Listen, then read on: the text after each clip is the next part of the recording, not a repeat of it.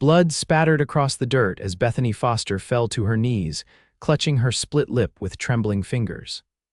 Sunlight beat down mercilessly upon her slender form, casting harsh shadows across the faces of those who had once called her friend, neighbor, family. It was 1875 in the small town of Cottonwood Springs, Arizona Territory, and Bethany Foster had just been cast out for telling the truth. "You're nothing but a liar and a troublemaker," Mayor Thompson's voice boomed across the town square. His substantial belly strained against his expensive waistcoat as he pointed an accusatory finger at her. "Spreading falsehoods about respected men of this community. We won't stand for it." Bethany struggled to her feet, refusing to be broken by the blow that had sent her sprawling. Her honey-brown hair had come loose from its pins, cascading down her back in wild disarray. At 22, she had never imagined her life would come to this moment. "I saw what I saw," she said, her voice steadier than she felt. "Mr. Holbrook and your son robbed that stagecoach. The driver is dead because of them. I won't retract my statement." A murmur rippled through the crowd. Bethany's eyes scanned their faces. People she had known her entire life now looked at her with suspicion, contempt, even hatred. The Holbrooks and Thompsons owned half the businesses in town. Who would believe a schoolteacher's word against theirs? "You have until sundown to leave Cottonwood Springs," the mayor declared. "After that, I can't guarantee your safety." Bethany straightened her spine. "I've done nothing wrong." "Sundown," the mayor repeated, turning his back on her. The crowd dispersed slowly, some avoiding her eyes while others glared openly. No one stepped forward to help her. Not even Mrs. Wilson, whose children Bethany had taught for 3 years, not Reverend Parker, who had praised her devotion to the church. No one. Bethany made her way back to her small home at the edge of town. Her hands shook as she packed her few belongings: 2 dresses, undergarments, a shawl, her mother's silver hairbrush, and the books she treasured. The money she had saved teaching was pitifully little, but it would have to do.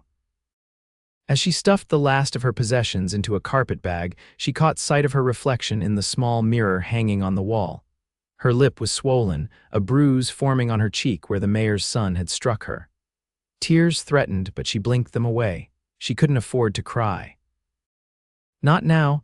The sun was low in the sky when Bethany led her old mare, Penny, from the small stable behind her house. She had just finished securing her carpet bag to the saddle when she heard the sound of approaching hoofbeats. Panic fluttered in her chest. Had they come for her already? But when she turned, she saw a lone rider approaching, not the mob she had feared. The man sat tall in the saddle, his broad shoulders silhouetted against the setting sun.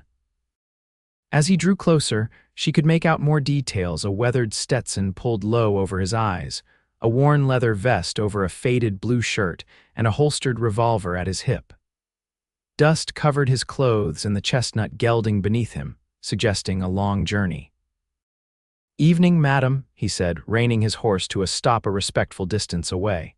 His voice was deep and smooth, like water over river stones. "Seems like you're in a hurry to leave town." Bethany's hand tightened on Penny's reins. "I don't see how that's any of your business, sir." A smile quirked at the corner of his mouth, revealing a dimple in his sun-tanned cheek. "No offense intended. Name's Nathan Reed. Just rode in looking for work, but it seems I've arrived at an interesting time." "Well, Mr. Reed, you've chosen a poor place to seek employment." Bethany turned back to adjusting her saddle, hoping he would take the hint and leave. "I'd have to disagree," he said, dismounting with fluid grace. "Seems to me any town that would run out a lady with fire in her eyes might have some problems worth investigating." Bethany glanced up sharply. "Were you eavesdropping in the town square earlier?" Couldn't help but notice the commotion. He removed his hat, revealing thick, dark hair and eyes the color of a summer storm. "Heard you accuse some mighty powerful men of robbery and murder. That takes courage." "Or foolishness," Bethany muttered, turning away to hide her trembling lips. "Maybe both." Nathan Reed stepped closer, his expression serious now. "Where are you headed, miss?" "Foster, Bethany Foster." She hesitated, then admitted, "I don't know where I'm going." "Away from here is all that matters now. The open country's no place for a woman alone, Miss Foster, especially with night falling." Anger sparked within her.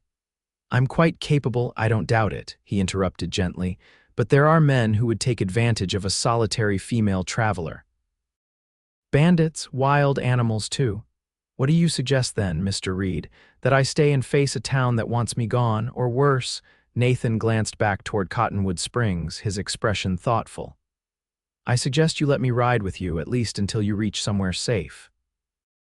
Bethany stared at him, suspicious. Why would you do that? You don't know me. I know enough. His eyes met hers steadily. I know you're standing up for what's right when it would be easier to look the other way. That tells me all I need to know about your character. And what do I know about yours? She challenged. For all I know, you could be as dangerous as any bandit. A genuine smile spread across his face. Fair point, Miss Foster. I can't prove my intentions are honorable except by my actions. But I give you my word as a man who was raised right by a God-fearing mother, I mean you no harm. I'm simply offering protection on the trail. Bethany studied him, weighing her options. The sun was nearly gone now, painting the western sky in brilliant oranges and reds. Soon it would be dark and she would be alone on unfamiliar trails.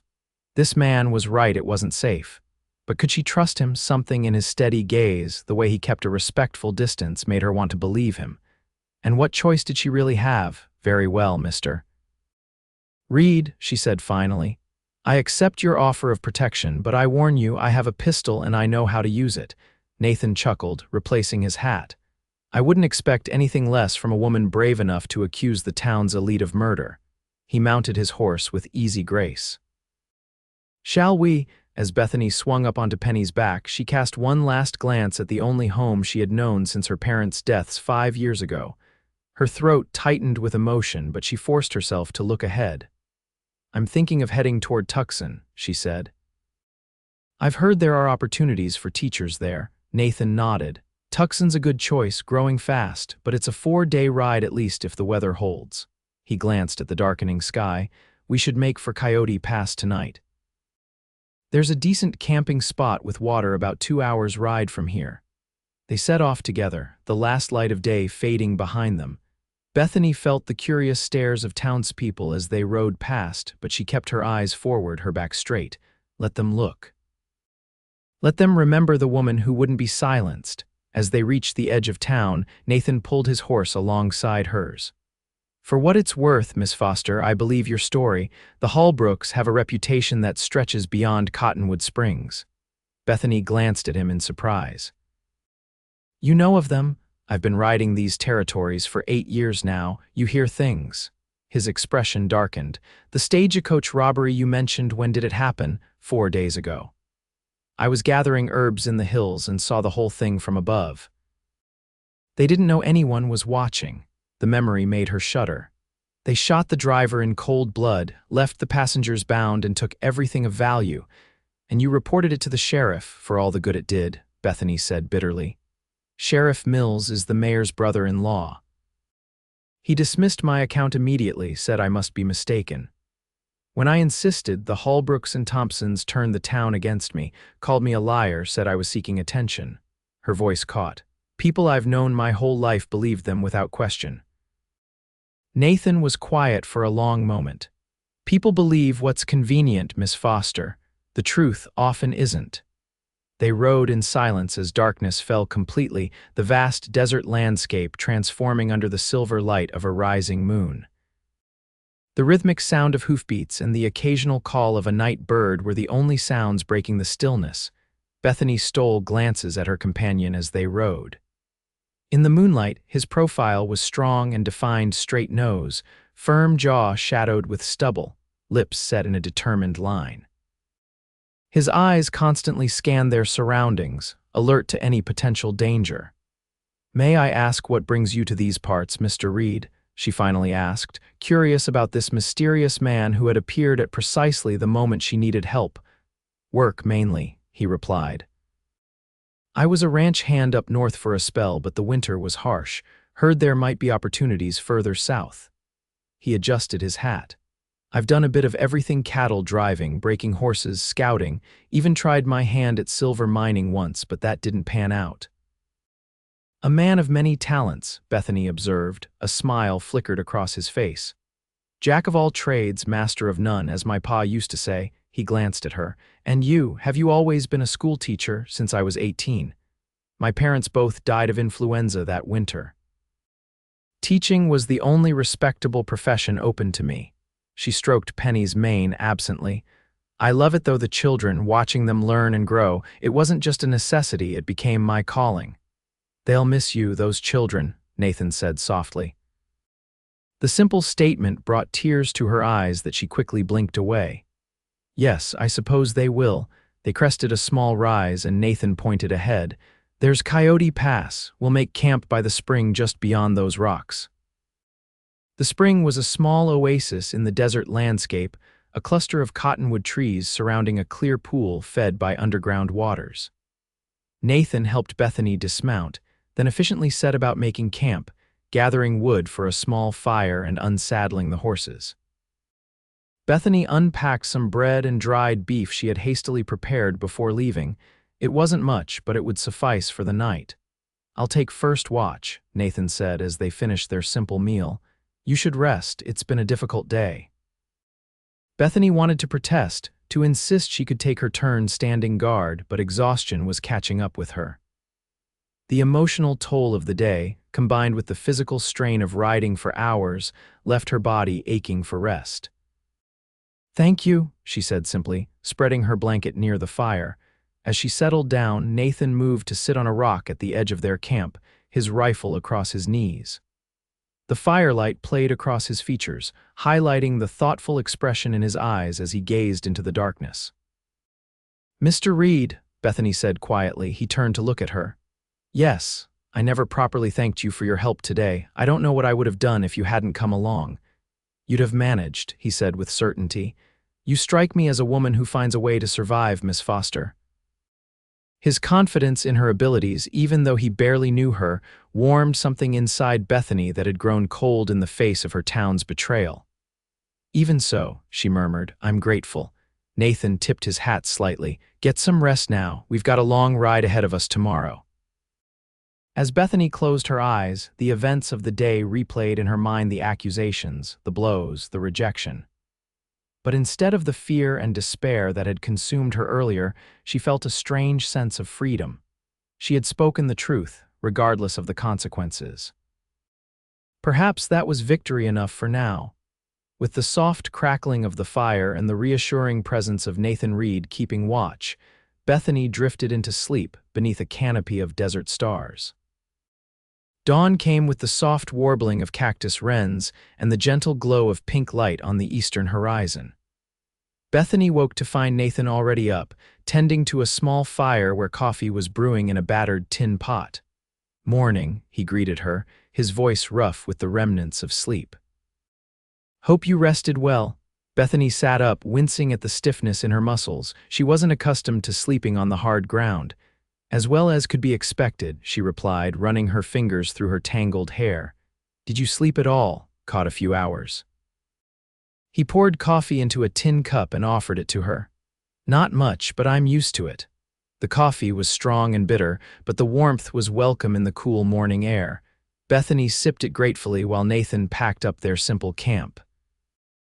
There was an efficient grace to his movements that spoke of years spent living in the wilderness. We should reach Miller's Crossing by nightfall, he said, cinching his saddle. It's a small settlement, but they have a decent inn. You can get a proper night's rest there. And after that. Bethany asked. Nathan glanced at her. That depends on you, Miss Foster. Tucson is still your plan, she nodded, though uncertainty gnawed at her. What would she do in Tucson? Would she find work there, a place to belong? The future stretched before her, unknown and frightening. They set off as the sun cleared the horizon, riding side by side across the rugged landscape. The desert was beautiful in the morning light, saguaro cacti standing like sentinels, palo verde trees adding splashes of green to the earthy palette. Under different circumstances, Bethany might have appreciated the stark beauty around her. Tell me about the stagecoach robbery, Nathan said after they had ridden in silence for some time. The details might be important. Bethany hesitated, the memories still raw and troubling. It was on the Wells Road where it passes through Echo Canyon. I was collecting wild herbs for medicines. I've studied some healing arts, you see. I heard shots and hid behind some rocks. She took a deep breath. There were 4 men masked, but I recognized Junior Thompson's horse. That Palomino with the white blaze is unmistakable, and Holbrook's voice carries. I'd know it anywhere. They killed the driver, shot him when he tried to reach for his shotgun. The guard surrendered immediately. Her voice grew tight. There were 2 women passengers and an elderly man. The robbers took everything: money, jewelry, even their shoes. Then they tied them up and left them there in the hot sun. But you didn't go down to help right away, Nathan observed, his tone free of judgment. I couldn't, Bethany admitted, shame coloring her words. I was afraid they might circle back. I waited until I was certain they were gone, then climbed down to free the passengers. The elderly man was suffering from the heat, so I helped them to shade and gave them water from my canteen. She looked down at her hands. I rode to town immediately after to report what I'd seen, and that's when things went wrong. Yes, the sheriff seemed concerned at first until I named the culprits. His whole demeanor changed. Said I must be mistaken, that Junior Thompson and Edward Holbrook were respected businessmen who would never stoop to robbery. Anger crept back into her voice. When I insisted, he accused me of trying to slander good men out of some personal vendetta. Do you have a personal vendetta against them? Nathan asked quietly. Bethany's head snapped up. No, I barely interact with either of them. I have no reason to lie. I believe you, Nathan assured her. I'm just trying to understand the full picture. They rode on as the sun climbed higher in the sky, stopping briefly at midday to rest the horses and eat a light meal in the shade of a rock outcropping. Bethany studied her companion as he checked his gelding's hooves for stones. You ask a lot of questions, Mr. Reed, she observed. Almost like a lawman. A smile played at the corners of his mouth. Just naturally curious, I suppose. He straightened, meeting her gaze directly. Does that bother you? It makes me wonder what your real interest is in all this. Nathan leaned against his saddle, considering her with those storm-gray eyes. Fair enough. I told you I was looking for work, and that's true, but I've also been tracking a group of stage robbers operating in this territory for the past few months. The robbery you described fits their pattern. Bethany's eyes widened. Are you a lawman then? Not exactly, he said, his expression guarded. Let's just say I have a personal interest in seeing these men brought to justice. Personal how? Nathan was quiet for a long moment, and Bethany thought he might not answer. When he finally spoke, his voice was lower, rougher. My brother was driving a stage that was robbed 6 months ago up near Prescott. They shot him even though he cooperated, left him to die slowly. His jaw tightened. Local law didn't do much, said they couldn't identify the perpetrators. Understanding dawned on Bethany. So you've been tracking them yourself, he nodded. Following rumors, patterns, suspected the Holbrooks might be involved but didn't have proof. His eyes met hers. Until you. That's why you offered to help me, Bethany said, a note of accusation in her voice. Not out of concern for my safety, but because I'm useful to your hunt. Both can be true, Nathan replied evenly. I do want to see these men brought to justice, but I wouldn't have left you to face the dangers of the trail alone regardless. He stepped closer, his expression earnest. I meant what I said yesterday. You showed real courage standing up for the truth. That deserves respect. Bethany wanted to be angry with him for not being completely forthright, but she understood the impulse to protect one's true motivations. Hadn't she kept things to herself as well? What do you plan to do? She asked. Even with my testimony, the local law won't act against the Holbrooks. There are federal marshals who might take an interest in a series of stagecoach robberies across territorial lines, Nathan said, but first, I need more concrete evidence. Bethany considered this. So you'll continue tracking them after you see me safely to Tucson? That was my plan. He studied her face. Unless you'd rather I didn't. The question hung between them, loaded with implications neither was ready to address.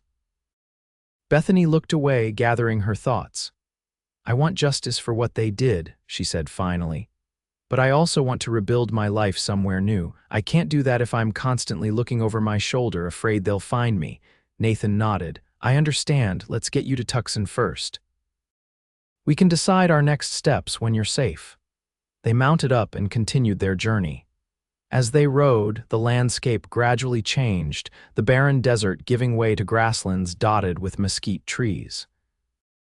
By late afternoon, they could see Millers crossing in the distance a small collection of buildings nestled in a shallow valley. "It's not much," Nathan said, "but they have a clean inn and decent food." Bethany felt a strange mix of relief and apprehension as they approached the settlement. After the events in Cottonwood Springs, she was wary of towns and the people in them. What if word had already spread about her? What if she wasn't welcome here either? As if sensing her concerns, Nathan moved his horse closer to hers. "The innkeeper's name is Martha Wilson. She's a good woman, fair-minded. You'll be safe there." The town consisted of a single main street with buildings lining both sides, a general store, livery stable, saloon, and at the far end, a two-story structure with a sign proclaiming it the Crossroads Inn.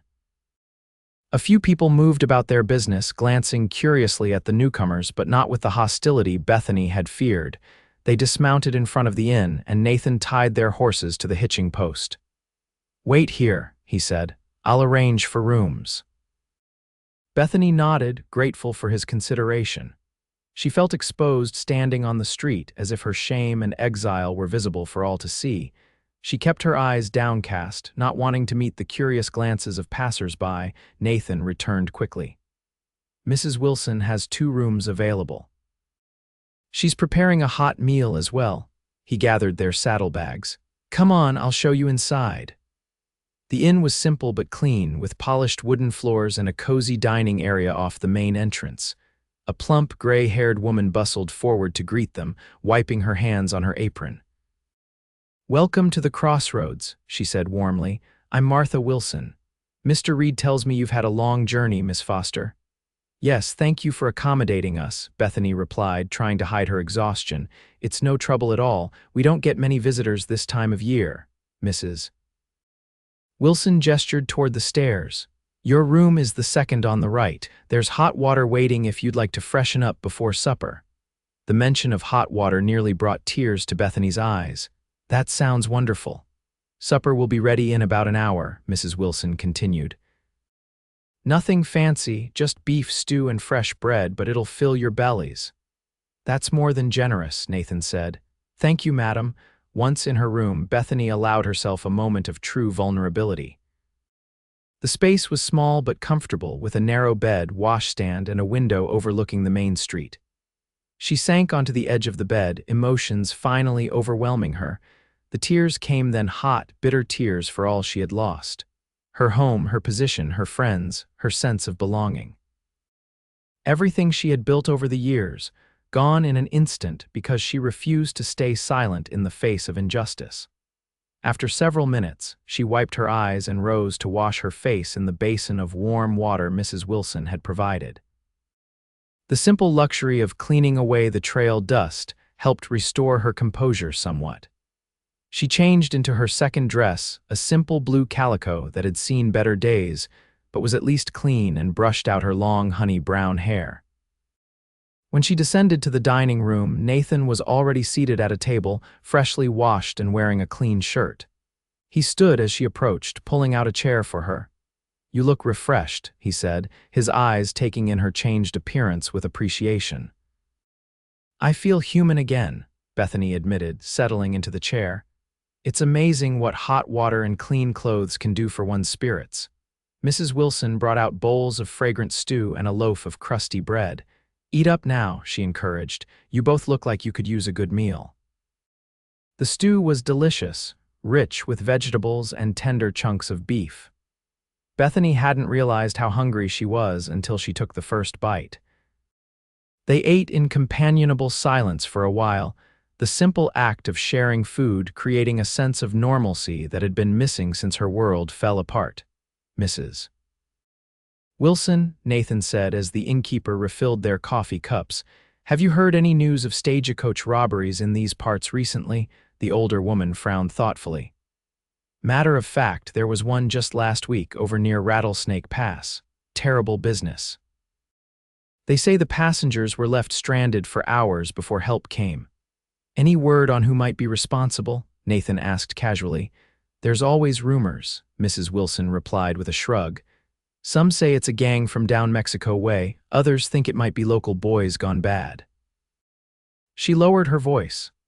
There's talk that some of the wealthy ranchers might be involved using the robberies to supplement their income during hard times. Bethany and Nathan exchanged a look. Interesting theory, Nathan said. Any names mentioned specifically, Mrs. Wilson hesitated, glancing around though they were the only ones in the dining room. Well, I wouldn't want to spread unfounded gossip, but there's been whispers about the Holbrook family from over Cottonwood Springs way. They've expanded their holdings mighty quick these past few years, despite the drought affecting everyone else's cattle. Bethany's hand tightened around her coffee cup. Nathan placed a subtle, calming touch on her wrist before continuing. That is interesting, he said. We're actually riding from Cottonwood Springs, passed through yesterday. Oh, Mrs. Wilson's curiosity was evident. Any particular reason you left? It's a nice enough town from what I hear. Bethany met Nathan's eyes, silently questioning how much to reveal. He gave a slight nod as if to say the choice was hers. I was the school teacher there, Bethany said quietly.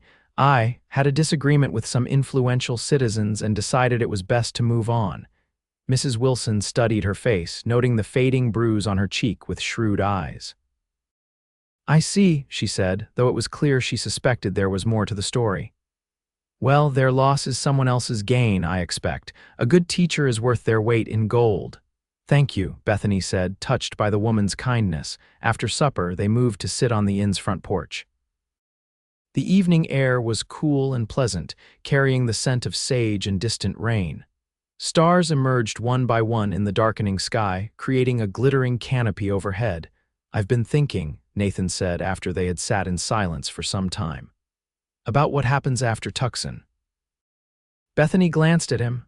What do you mean? These men, the Holbrooks, the Thompsons, they won't stop with that one stagecoach. They'll keep robbing, maybe killing, until someone stops them. He turned to face her directly. Your testimony is important, but without evidence, it's just your word against theirs. And we've seen how much value people place on my word, Bethany said bitterly. Some people, Nathan corrected. Not all, not me. He leaned forward, his expression intent. What if we could find proof? Something that would force the authorities to act, regardless of the Holbrooks' influence. What kind of proof? The stolen property, for one. Records of sudden, unexplained wealth. Witnesses from other robberies who might corroborate your account. Bethany stared at him. Are you suggesting we go back to Cottonwood Springs? That's madness. They threatened to kill me if I returned. Not immediately, Nathan clarified, but eventually, yes, these men need to face justice, Bethany. Not just for what they did to those passengers or to you, but for my brother and who knows how many others. The use of her first name didn't escape her notice, nor did the passion in his voice. You're asking a lot, Nathan, she said quietly, returning the intimacy. I know. His eyes held hers, earnest and determined. I wouldn't ask if I thought there was another way, but I can't do this alone, and you're the only witness willing to speak against them. Bethany turned to look out at the darkened street, considering his words.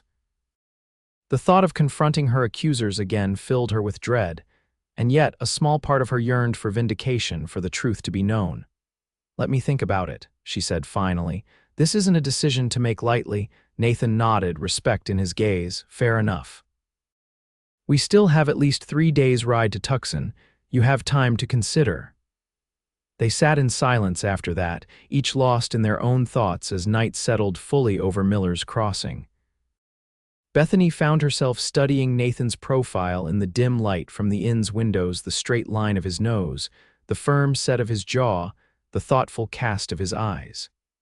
In just a day, this man had become her protector, her ally, perhaps even her friend. Could she trust him enough to follow him back into danger? The question lingered as they bid each other good night and retired to their separate rooms. Bethany lay awake for hours, weighing her options, torn between the desire for a fresh start and the pull of unfinished business. Morning brought no easy answers, but it did bring clarity. Whatever path she chose, she would not be driven by fear.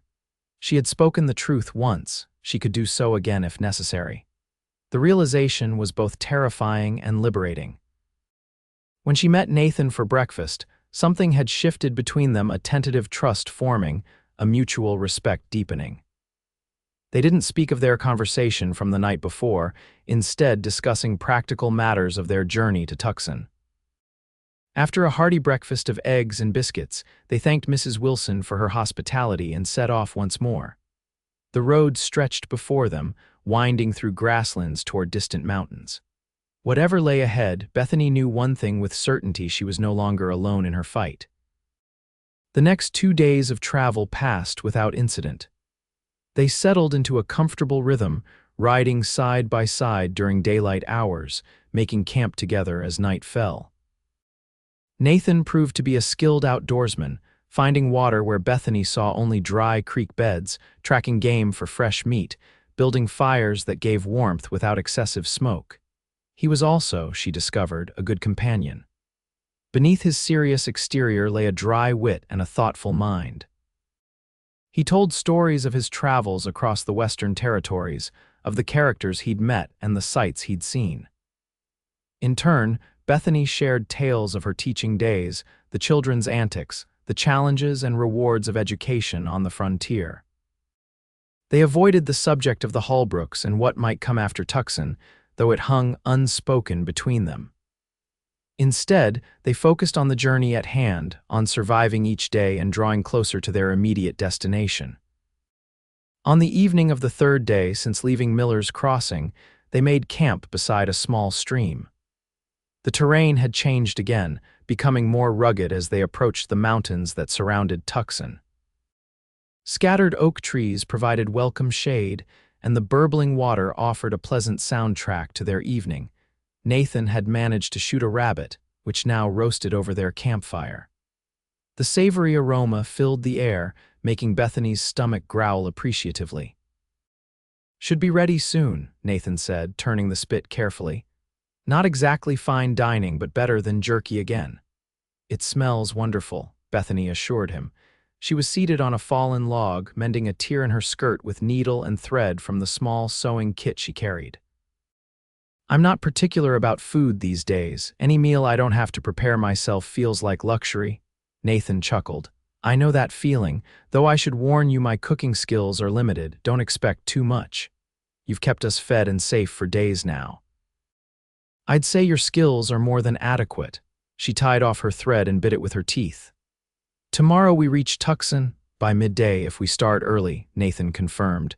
He was quiet for a moment, then added, "Have you given any thought to what you'll do there?" Bethany set her mending aside. "Fine work, I hope. A teaching position would be ideal, but I'll take whatever I can get to start. A shop clerk, perhaps, or a waitress if necessary." "And after that," his eyes met hers across the fire, "have you considered my proposal?" So here it was the conversation they'd been avoiding. Bethany took a deep breath, organizing her thoughts. "I have," she said slowly. "And while I understand your desire for justice, I'm not sure returning to Cottonwood Springs is wise. The Holbrooks have power there. They've already turned an entire town against me." "Not the entire town," Nathan countered. "There must be others who suspect the truth but are too afraid to speak. Your voice could give them courage, or it could get us both killed." Bethany shook her head. "I want justice too, Nathan, but I also want to live."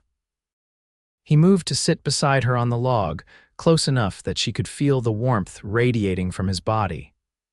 "What if there was a way to gather evidence without putting you in immediate danger? If I could find proof that the Holbrooks were involved in multiple robberies, would you be willing to testify then?" Bethany studied his face, noting the intensity in his eyes, the determination in the set of his jaw. This wasn't just about justice for him, it was personal. Vengeance for his brother, perhaps, or atonement for not being able to protect him. "You're not going to let this go, are you?" she asked softly. "I can't," he admitted. "Not until they're stopped." Something in his raw honesty touched her deeply. "What exactly did you have in mind?" Relief flickered across his features. "After I see you safely established in Tucson, I'll backtrack to investigate. There's a federal marshal I know in Prescott who might help if I can bring him something concrete. The stolen goods have to be somewhere. They can't fence that much merchandise without leaving a trail." "And if you find evidence, then I'll come back for you," Nathan said simply. "Your testimony, combined with physical evidence, might be enough to convince the territorial authorities to act, even against influential men like the Holbrooks." Bethany considered this.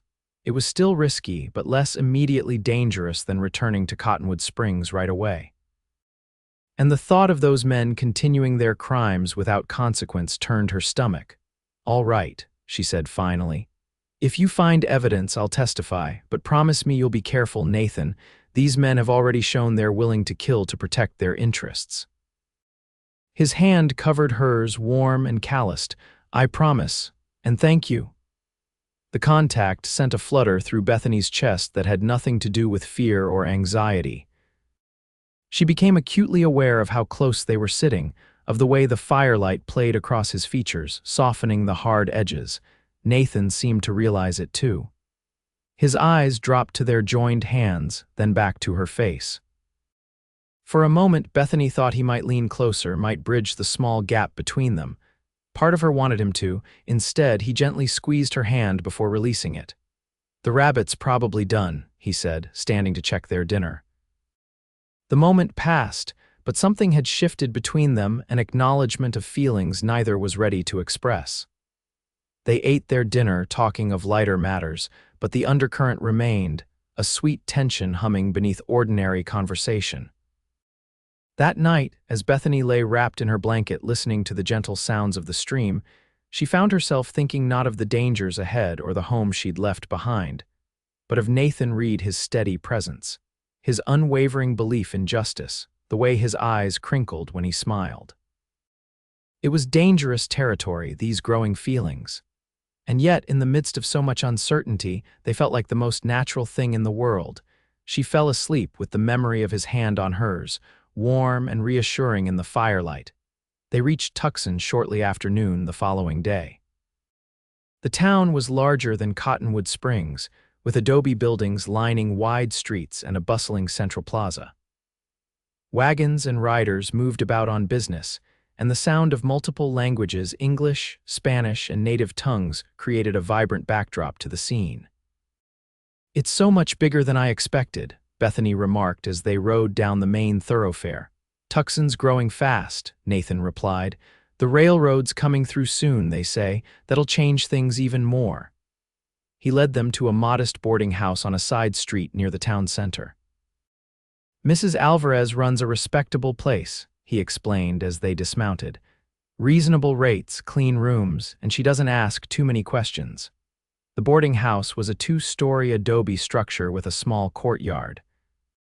Flowering vines climbed the walls, and a fountain burbled peacefully in the center of the yard. A plump, gray-haired Mexican woman emerged from the front door as they approached, wiping her hands on her apron.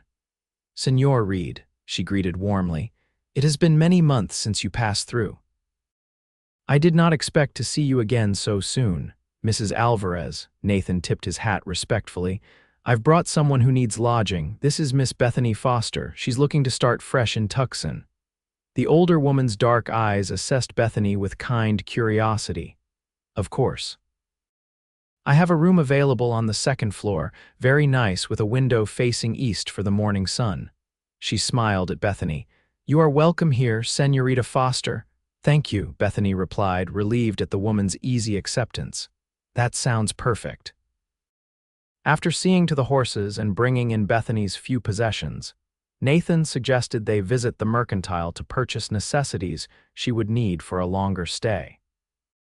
They walked side by side down the bustling streets, Bethany taking in the sights and sounds of her new home with a mixture of apprehension and excitement. The mercantile was well stocked, and Bethany carefully selected items within her limited budget: soap, hair pins, a new comb, some writing paper and pencils. Nathan added a small pistol to her purchases despite her protests.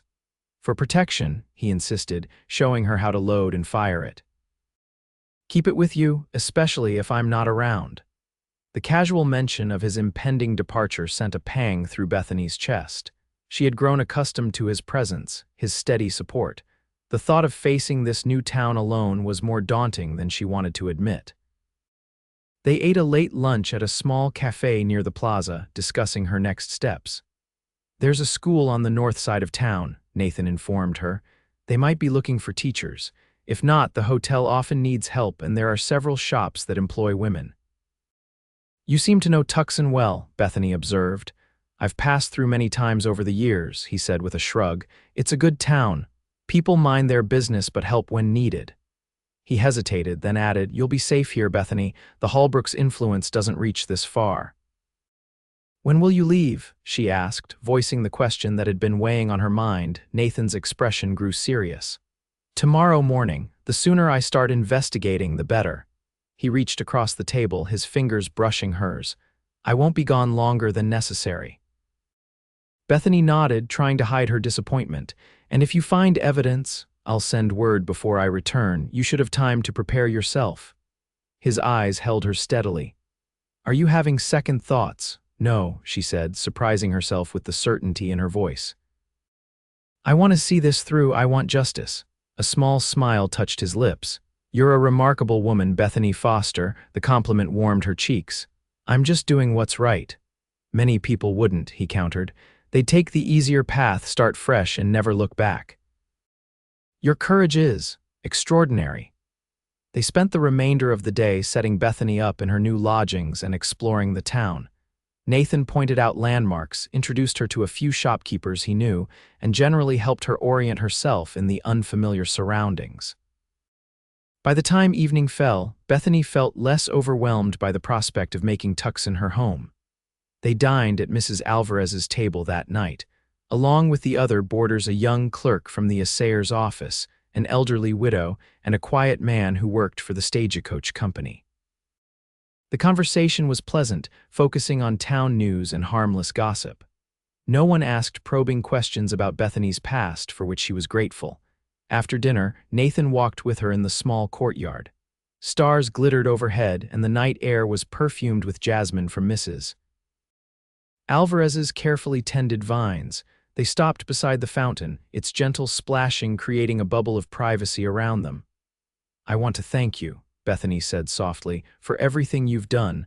I don't know what would have happened if you hadn't come along when you did."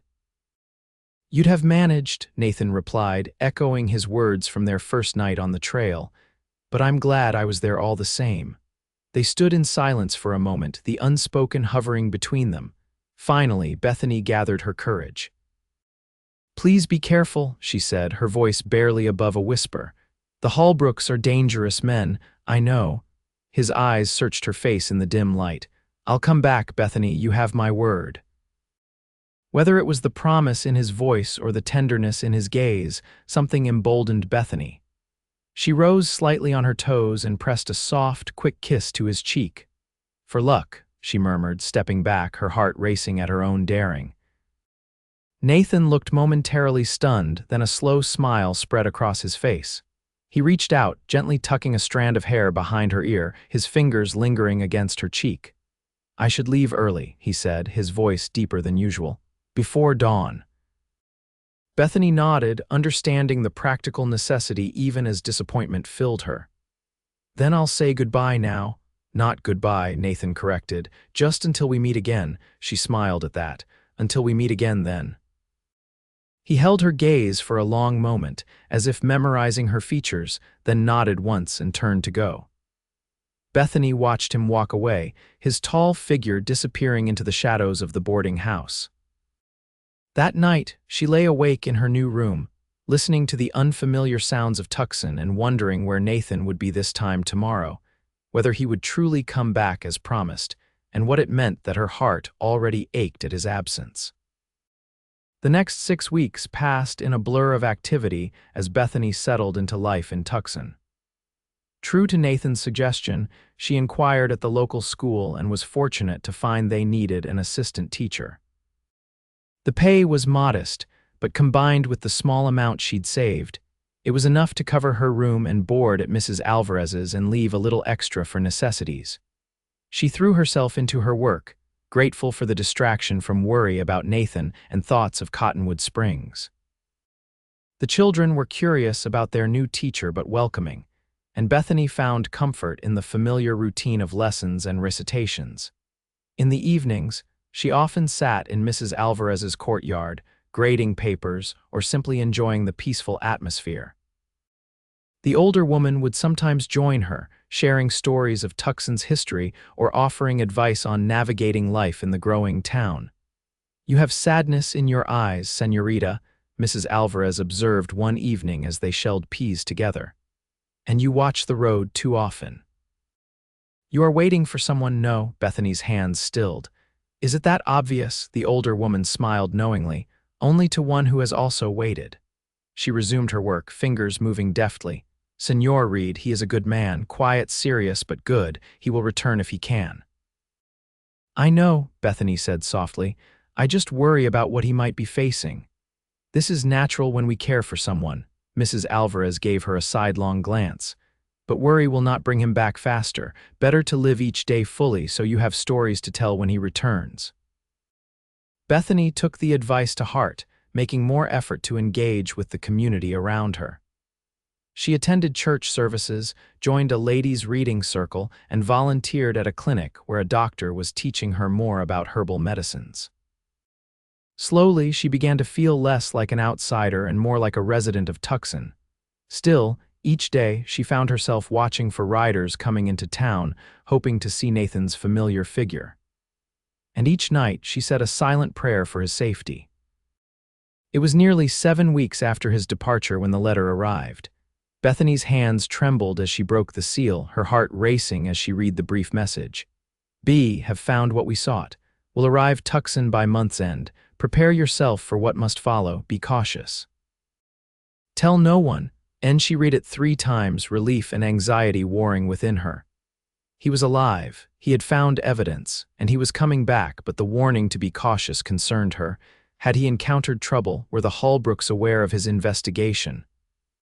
The letter was deliberately vague, probably for security, but it left her with more questions than answers. For the next week, Bethany went about her duties with one eye constantly on the road into town. She jumped at unexpected sounds and studied strangers' faces with suspicion, wondering if the Holbrooks might have sent someone to find her. 9 days after receiving the letter, Bethany was returning from school when she noticed a rider approaching Mrs. Alvarez's boarding house. Her heart leapt to her throat as she recognized the chestnut gelding and the straight-backed figure in the saddle, Nathan. She quickened her pace, clutching her books to her chest to keep from running outright. By the time she reached the boarding house, he had dismounted and was speaking with Mrs. Alvarez in the courtyard. Both turned at her approach. "Señorita, look who has returned," Mrs. Alvarez said with a knowing smile.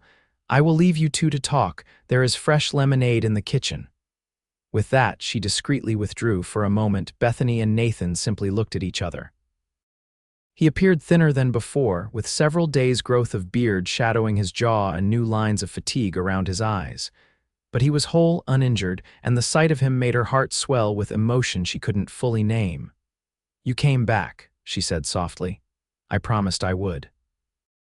His eyes never left her face, drinking in her appearance as if he'd been starving for the sight of her.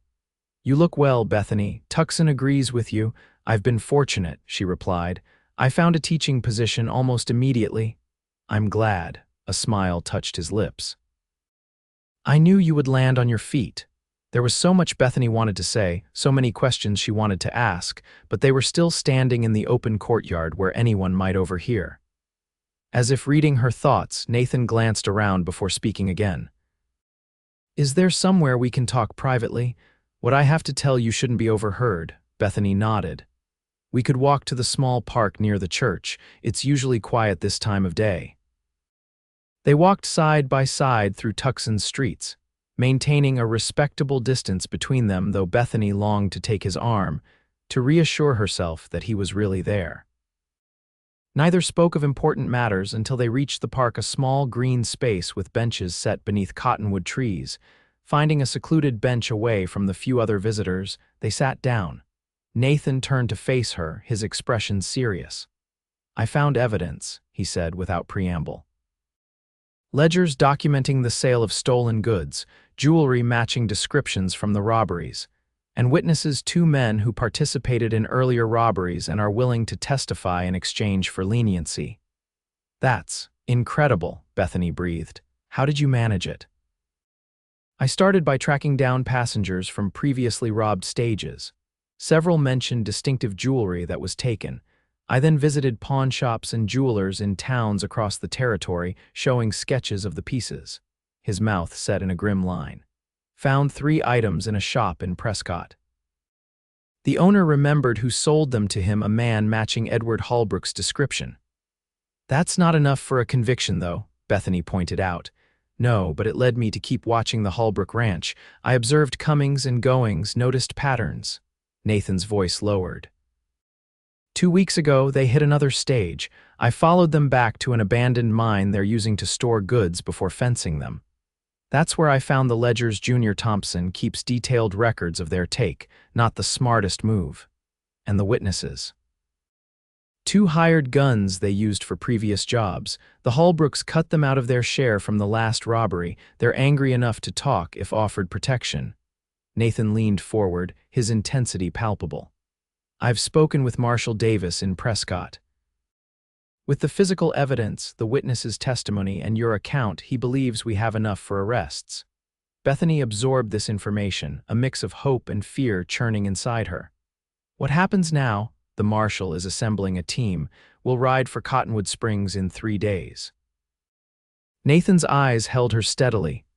I won't lie to you, Bethany, it will be dangerous. The Holbrooks won't go down without a fight, and they still have influence in town. But you need me there, she concluded. My testimony is crucial. Yes, but I won't force you. His hand covered hers on the bench between them. If you've changed your mind, I understand. You've built a new life here. You could simply continue it, let someone else worry about justice. The temptation was there to stay in the safety of Tucson, to keep teaching, to avoid confronting the men who had threatened her life. But even as the thought formed, Bethany knew she couldn't live with herself if she chose that path. I haven't changed my mind, she said firmly. I'll go with you. I'll testify. Relief and admiration mingled in Nathan's gaze. You're the bravest woman I've ever known, Bethany Foster. I don't feel brave, she admitted. I'm terrified, but I can't let fear dictate my choices. Nathan's hand tightened around hers. I'll protect you, I swear it. There was such conviction in his voice that Bethany almost believed him, almost believed that one man, however determined, could stand against the forces arrayed against them. But she had seen the Holbrooks' power firsthand and knew better than to underestimate them. We'll protect each other, she corrected gently. They spent the next hour discussing practical matters, the journey back to Cottonwood Springs, what to expect upon arrival, how the marshal planned to proceed with the arrests. Nathan had thought through every detail, plotting their approach to minimize risk. As the sun began to set, casting long shadows across the park, they walked back to Mrs. Alvarez's boarding house. The knowledge of their impending departure hung between them, lending weight to every word, every glance. I should speak with the school principal tomorrow, Bethany said as they reached the courtyard. I'll need to request leave. Will you tell them why? Nathan asked. She shook her head. Only that it's a personal matter requiring my attention. The fewer people who know our plans, the better. Wise, he agreed. He hesitated, then added, I've taken a room at the hotel near the stagecoach office. Thought it best not to stay here to avoid drawing attention to your involvement. Disappointment flickered through Bethany, though she understood the logic. When will I see you again? I'll come by tomorrow evening to finalize plans. His eyes searched her face. Are you certain about this, Bethany? There's still time to change your mind. In answer, she stepped closer and placed her hand on his arm. I'm certain we'll face this together. Something shifted in Nathan's expression, a softening, a yearning that mirrored her own feelings. For a moment, she thought he might pull her into his arms, might finally bridge the careful distance they had maintained. Instead, he covered her hand with his own, his touch gentle but restrained. Until tomorrow, then. Bethany watched him go, aware that in 3 days they would be riding back into danger together, and that somewhere along the way, this man, with his unwavering sense of justice, had become more important to her than she had ever intended. The journey back to Cottonwood Springs was tense but uneventful. They traveled with Marshal Davis and 3 deputies, hard-faced men with badges pinned to their vests and determination in their eyes. The marshal was a grizzled veteran of the frontier, his weathered face speaking of years enforcing law in lawless territories. "We'll approach from the east," he explained during their final night's camp. "Less visible that way. My men will secure the sheriff's office first, then we'll serve the warrants on Holbrook and Thompson simultaneously. Surprise is our advantage." Bethany nodded, though anxiety churned in her stomach. Tomorrow she would face the town that had cast her out, the men who had threatened her life. Nathan must have sensed her unease, for he moved to sit beside her as the others prepared for sleep. "You should rest," he said quietly. "Tomorrow will be demanding." "I'm not sure I can sleep," she admitted. "Every time I close my eyes, I see their faces, not just the Holbrooks, but everyone in town who turned against me." Nathan's hand found hers in the darkness. "Remember why we're doing this. Justice for the driver who was killed, for my brother, for you." His fingers intertwined with hers. "And remember, you're not alone this time." The simple contact anchored her, calming the storm of emotions within. "Thank you," she whispered, "for believing in me when no one else did." His only response was to squeeze her hand gently. They sat together in companionable silence until the fire burned low, drawing strength from each other for the confrontation to come. They rode into Cottonwood Springs shortly after dawn, when the town was just beginning to stir. Marshal Davis and his deputies immediately secured the sheriff's office, taking Sheriff Mills into custody before he could raise an alarm. Nathan and Bethany remained out of sight, waiting for the signal that it was safe to proceed. "Are you ready?" Nathan asked, studying her face with concern. Bethany took a deep breath, steadying herself. "As ready as I'll ever be." The arrests went more smoothly than any of them had dared hope. Caught by surprise, neither Edward Holbrook nor Junior Thompson had time to resist or flee. By mid-morning, both men were in cells at the sheriff's office, along with Sheriff Mills, who was charged with obstruction of justice. Word spread quickly through the small town. Curious residents gathered in the street, whispering among themselves as they tried to make sense of the federal lawman's presence and the arrests of their most prominent citizens. Bethany felt their stares as she walked beside Nathan to the sheriff's office. Some faces registered shock at her return, others guilt or shame. A few showed outright hostility. She kept her head high, refusing to be intimidated. Inside the office, Marshal Davis was organizing the evidence seized from the Holbrook Ranch and the abandoned mine. He looked up as they entered. "Miss Foster," he greeted her with a respectful nod. "Your statement matches perfectly with what we found. These men will face justice for their crimes." "What happens now?" she asked. "We'll transport them to Prescott for trial once the judge arrives to review the evidence." "Should be about a week." The marshal's weathered face creased in a rare smile. "You did a brave thing coming back here. Not many would have had that courage." "It was the right thing to do," Bethany said simply. As they stepped back onto the street, a small group approached them. Bethany recognized Mrs. Wilson, who had once been a friend, and several parents of children she had taught. Their expressions were a mixture of regret and uncertainty. "Miss Foster," Mrs. Wilson began hesitantly, that is, many of us, owe you an apology." Bethany remained silent, waiting. "We should have believed you," the older woman continued. "We were wrong to turn our backs on you." "Yes, you were," Bethany agreed, her voice steady. "I told the truth and I was punished for it. The school board would like to offer you your position back, Mr. Carter." The board president stepped forward. "The children miss you terribly. We all do." The offer took Bethany by surprise. She had not considered the possibility of returning to her old life in Cottonwood Springs. She glanced at Nathan, whose expression remained carefully neutral, giving no indication of his thoughts on the matter. "That's very generous," she said finally, "but I need time to consider.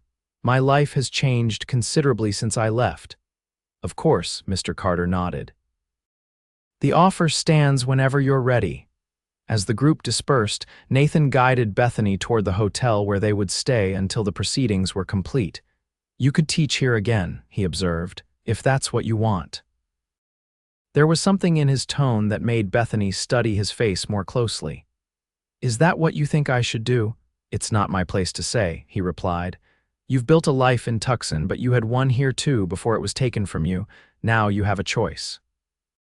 The neutrality of his response frustrated her.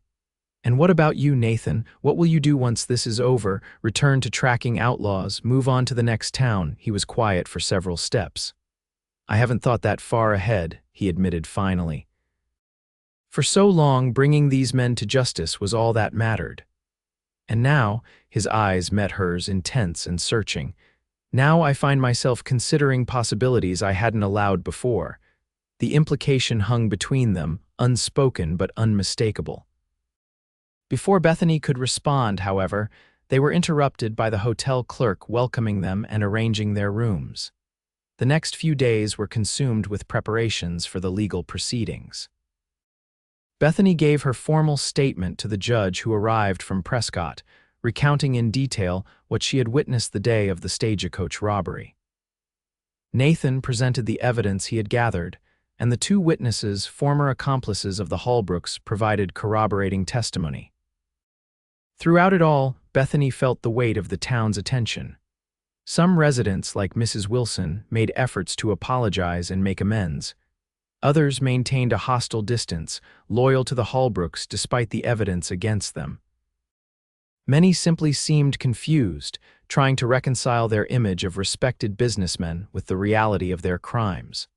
On the evening before the prisoners were to be transported to Prescott for trial, Bethany found herself once again in the town square where her ordeal had begun.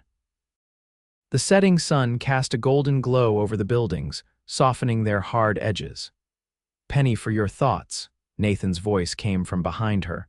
Bethany turned to find him watching her with that steady gaze that had become so familiar, so essential to her sense of security. "I was thinking about how different everything looks now," she said. "Same town, same buildings, but nothing feels the same."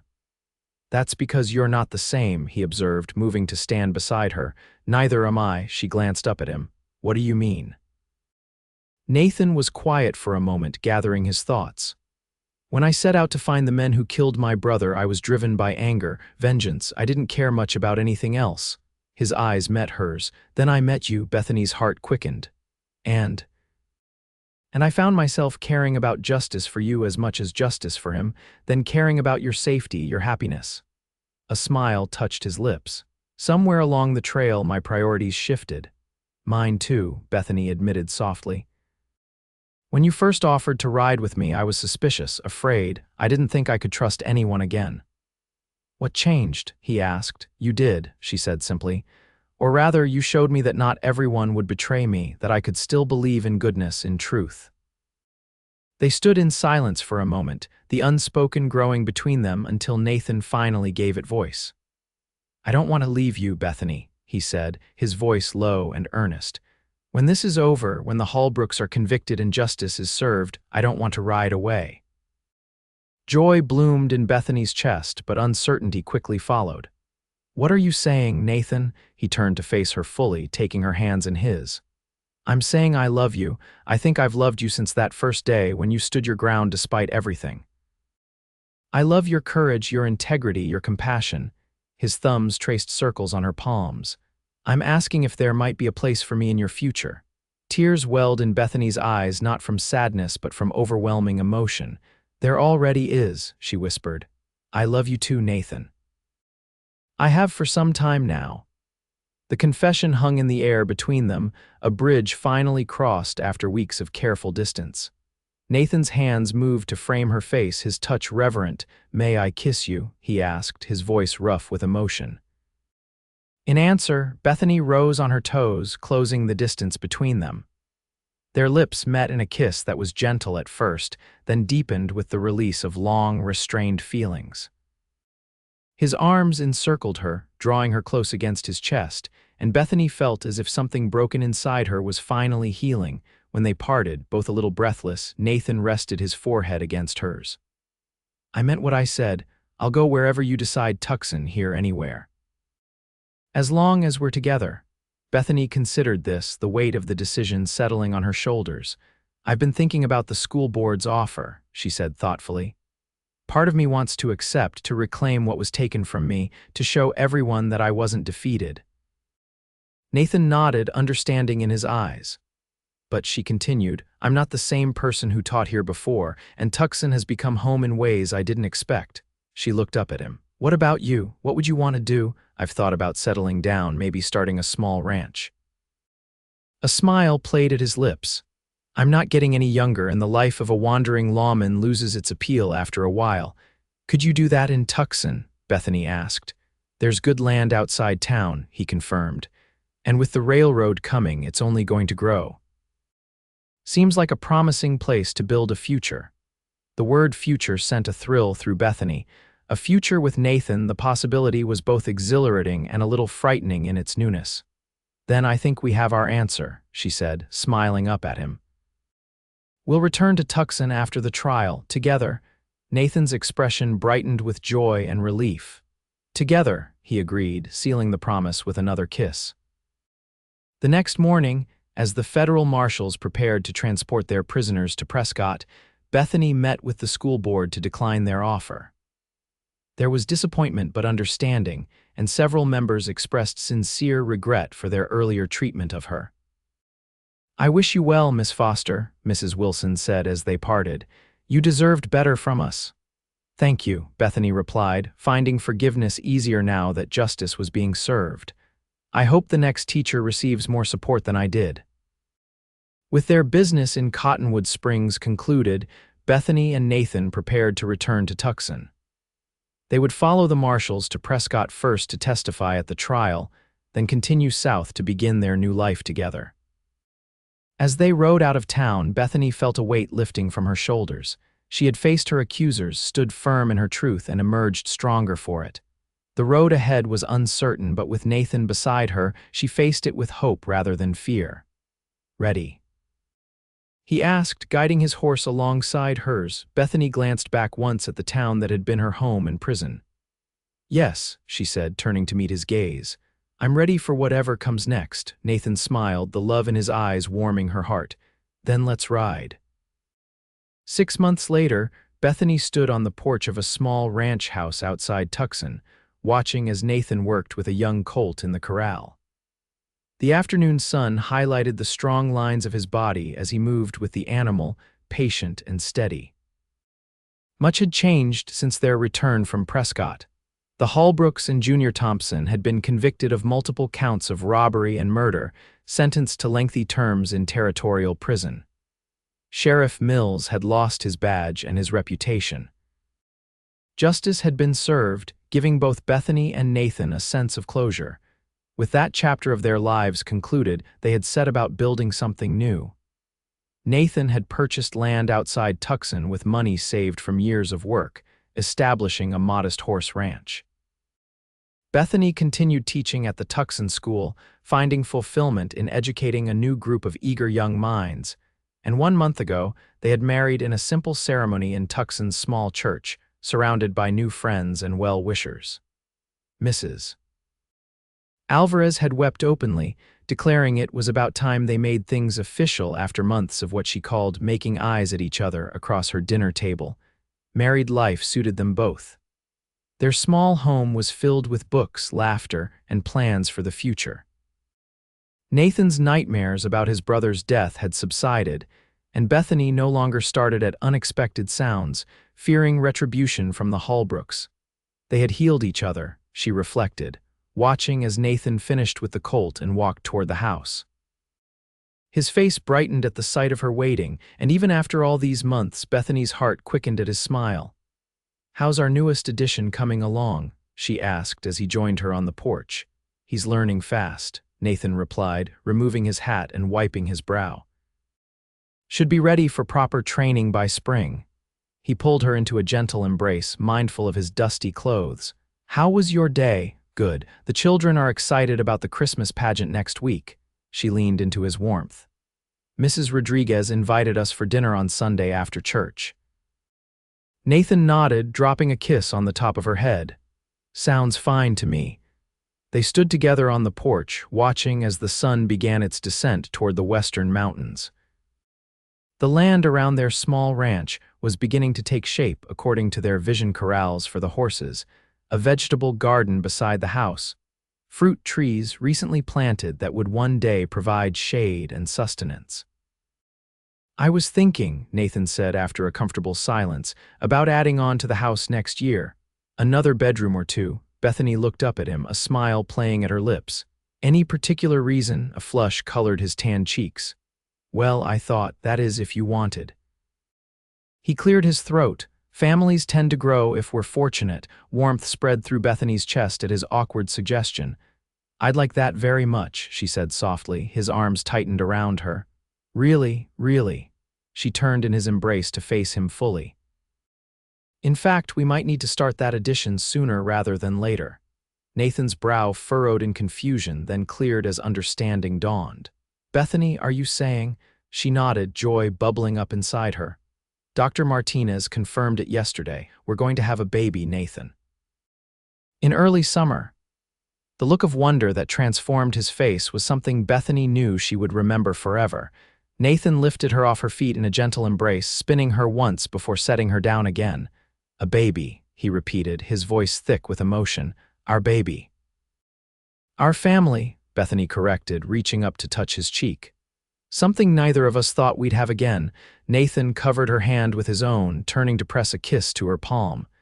"You've given me more than I ever dreamed possible," Bethany Reed. "We've given each other a second chance," she replied. "At happiness, at belonging." As the sun set over their small piece of the world, Bethany reflected on the journey that had brought them to this moment. From the day she was cast out for telling the truth to now, when truth and love had created something beautiful and lasting, Nathan had ridden beside her until she believed in herself again. And in doing so, he had found his own path to healing, to home. Together, they had discovered that sometimes the end of one story is merely the beginning of a better one, a story of justice served, of love found, and of a future built on the foundation of truth that would never again be silenced.